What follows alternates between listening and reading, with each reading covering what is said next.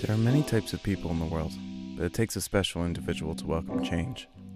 This change may come in the form of an alien culture, exploring a new cuisine, discovering your roots, or finding a new perspective on life.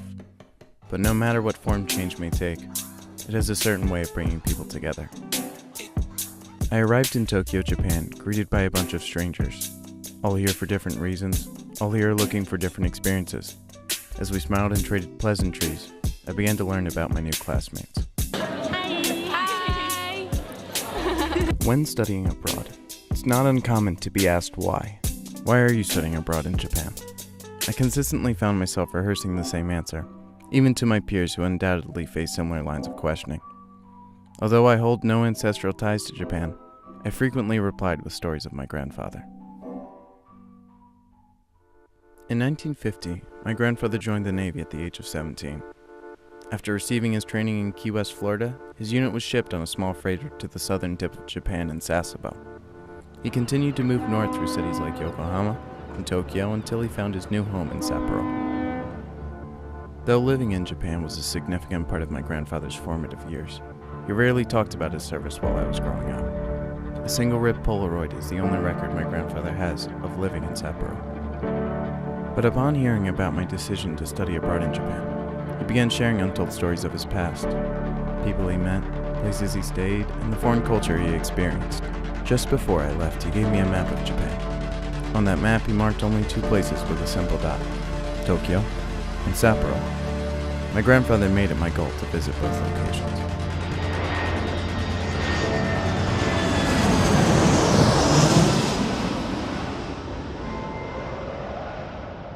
Tokyo was the easier of the two to tackle first.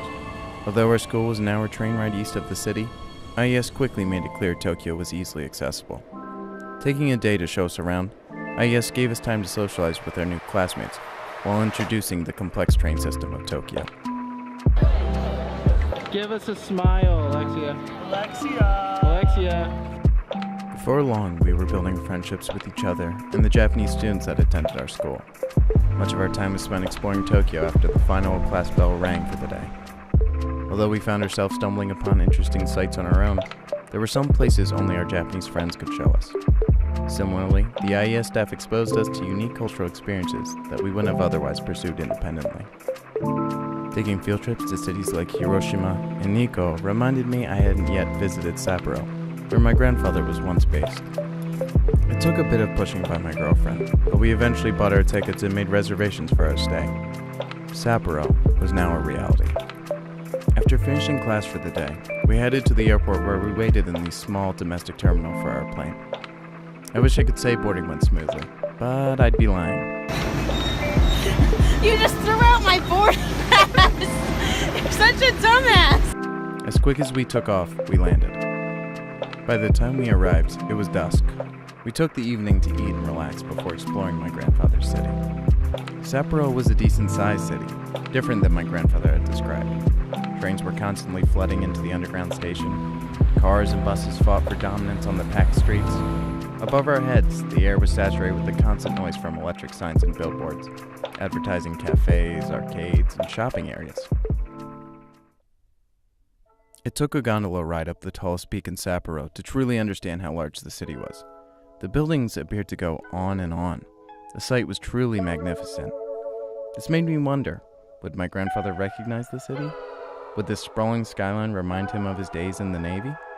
Much of the landscape was new. Even one of Sapporo's most iconic landmarks, the TV Tower, was constructed 4 years after my grandfather returned to the States. Sapporo felt like a city inhabited entirely by young, metropolitan people. The city did not feel like him. It did not reflect the stories he had told and the pictures he had painted in my mind. Sapporo truly was beautiful, but I did not see my grandfather in its liveliness. Even though I felt no connection with my grandfather during my visit, I found value in this trip for a different reason. This excursion taught me that each individual's study abroad experience hinges on the people you share your time with. Sapporo was a trip I enjoyed, not because of my grandfather, but because of everything I experienced with my girlfriend. We shared amazing food, sights, and culture with a picturesque backdrop. Hiya. Arriving back in Tokyo, I found that my realization was applicable to not just my separate trip, but to my experience as a whole. Would I have made it to Sapporo if I wasn't pushed to book a flight?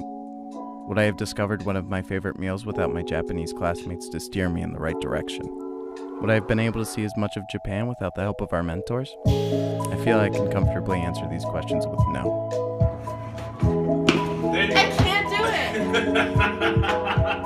it! Stop! Although I anticipated that visiting the cities alone would be impactful, it was the people I met and spent time with that were truly impactful. Now as I go through all the footage I shot while in Japan, I'm reminded of all the friends I made. These people will be friends for life, and people I hope to return to soon.